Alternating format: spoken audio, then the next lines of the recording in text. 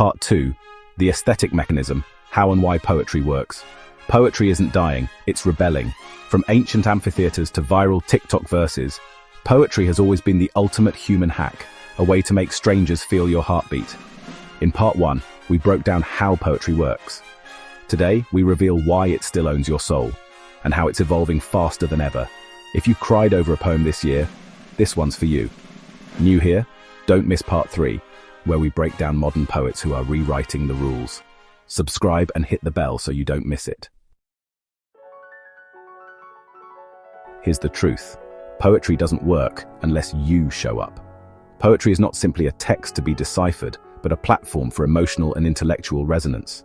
It functions as a vehicle for sharing experiences and feelings, creating a deep connection between the writer and the reader. This art is not limited to communicating, but is capable of capturing sensations and diluting a pain or prolonging a pleasure. Its success lies in an act that is not unidirectional but profoundly collaborative. It's not a lecture, it's not a textbook, it's a collaboration. The poet writes the spark, but you bring the fire. The reader's role in this process is fundamental. Unlike a technical text, poetry does not have a single, closed, and literal meaning. Its value lies in its polysemy and its interpretive density. The poetic text does not merely say something, but suggests and evokes. Its form, with verses and white space, conditions the reader to a reading pace that invites reflection and resonance with their own life experience. The reader, therefore, is not a passive consumer, but an active partner in the creative process, who, by bringing their own experience and sensitivity, completes the meaning of the text. Every reading thus becomes a unique and personal act of creation, which completes the work in a way that the author cannot foresee. That pause between lines, that's not silence, that's space for your memories, your pain, your joy. Poetry doesn't tell, it invites. And the meaning? It's not locked in the text, it's born when you read it. That's why no two people experience the same poem the same way. Your breakup, your triumph, your quiet Sunday morning, they all color the words. This dynamic is further enriched by the figure of the lyrical self, which should not be confused with the real author. The lyrical self is the narrative voice within the text that expresses emotions and thoughts, sometimes addressing an imaginary interlocutor, the reader, an abstract entity, another character.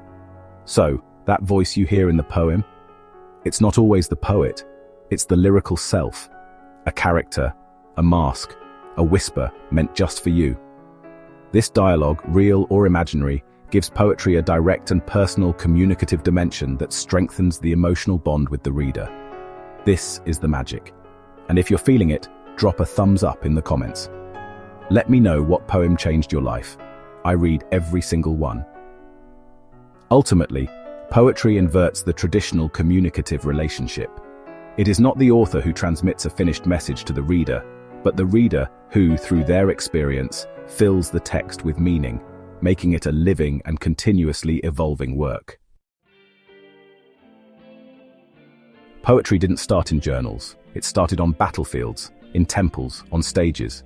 The ancients divided poetry into three powerful genres. 1. Lyric, your inner world turned into song. Think love poems, grief, ecstasy. Leopardi called it the firstborn of poetry. It's the genre of the soul. 2. Epic, the blockbuster of ancient times. Heroes, gods, destiny, the Iliad, the Odyssey, even Dante's Divine Comedy. It's not just religion, it's epic storytelling. 3. Dramatic, poetry built for the stage. Shakespeare didn't just write plays, he wrote poetry that moved crowds to tears and riots. According to classical critical tradition, poetry is divided into three main genres, each with its own nature and function: lyrical, epic, dramatic. Lyric poetry stems from the free and spontaneous expression of the intimate feelings and thoughts of the lyrical self. Its essence is pure inspiration, which makes it an intrinsically human and profound expression. Epic poetry, also called narrative poetry, exalts the deeds of heroes and the high ideals of a people, nation, or religion. Although it was born as an amplification of the lyric genre, the epic is expressed in complex forms such as the heroic poem, as in the Odyssey, the chivalric poem, think about King Arthur and the Knights of the Round Table, and the didactic poem, such as the Divine Comedy, which unites narration with an educational and moral function. Lastly, dramatic poetry, the last of the three genres, an expression that does not derive from natural inspiration, but from invention, and is strictly tied to theatrical representation. But here's the twist. Around the 1800s, everything flipped. The epic faded. The lyric took over. Why? Because society stopped looking for heroes and started looking for themselves. Sound familiar?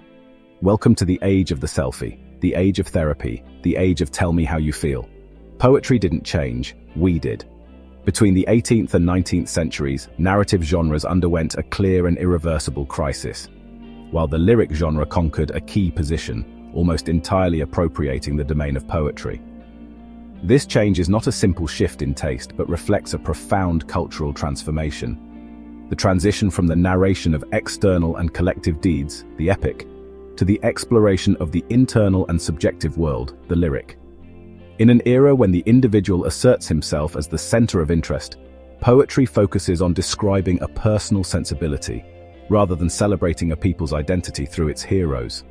If you're fascinated by how art mirrors society, smash that like button. It helps more people discover this series. Imagine this, 2,500 years ago, poetry wasn't read alone in bed. It was performed, with music, with dance, in front of crowds. The poet, a rock star, a philosopher, and a politician rolled into one. Fast forward to the Middle Ages, knights, troubadours, courtly love. Poetry becomes intimate, but still public. Then, Romanticism, the big bang of the individual. Poetry goes inward, it becomes private, personal, profound. And that's the poetry we inherited. The lonely poet under the moon trope. That's Romanticism's legacy. But guess what? Poetry is swinging back, to performance, to community, to the crowd.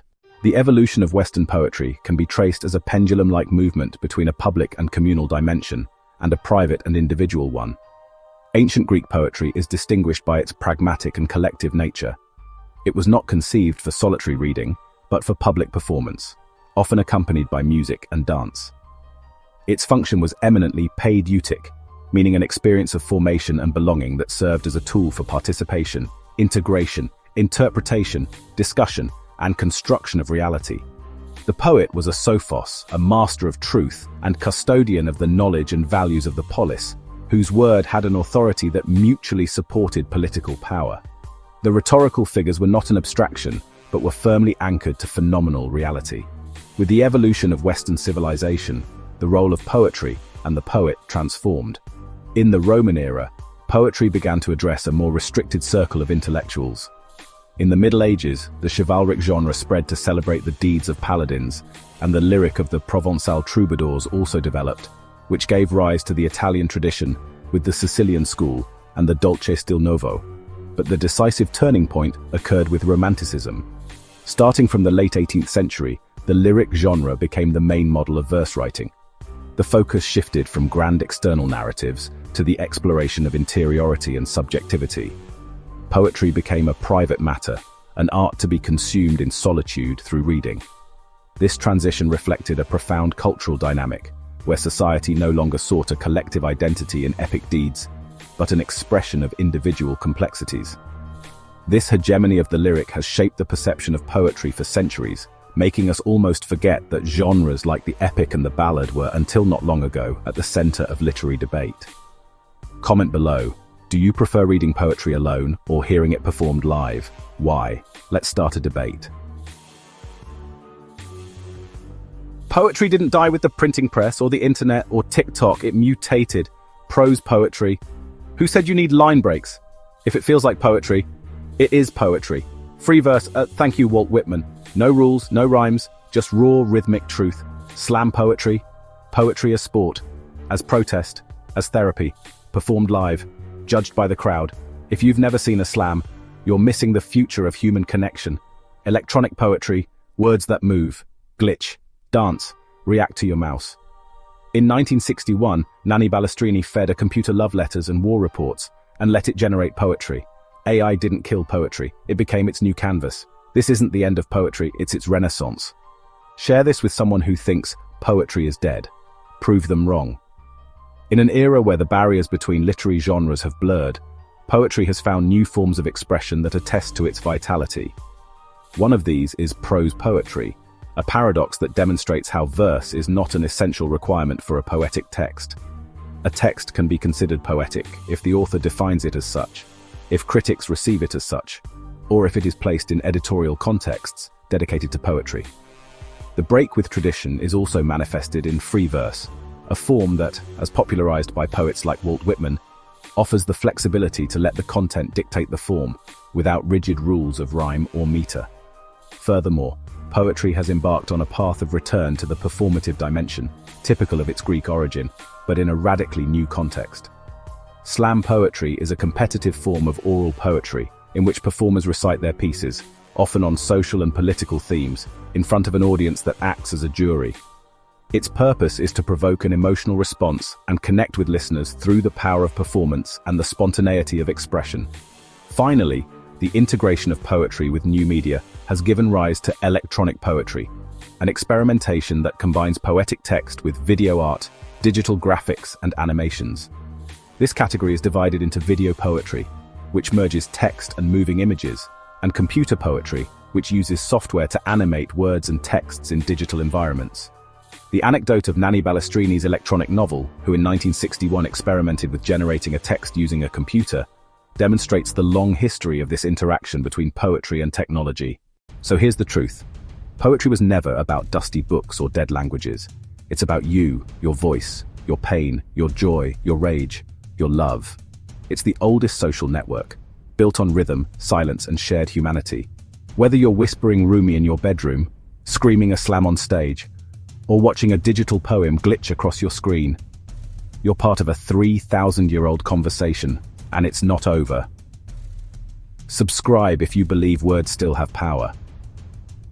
Hit the bell so you never miss a drop, like if this made you feel something. Comment your favorite line, or tag a friend who needs to hear this. Poetry isn't a relic, it's a revolution, and you're already part of it. See you in part 3.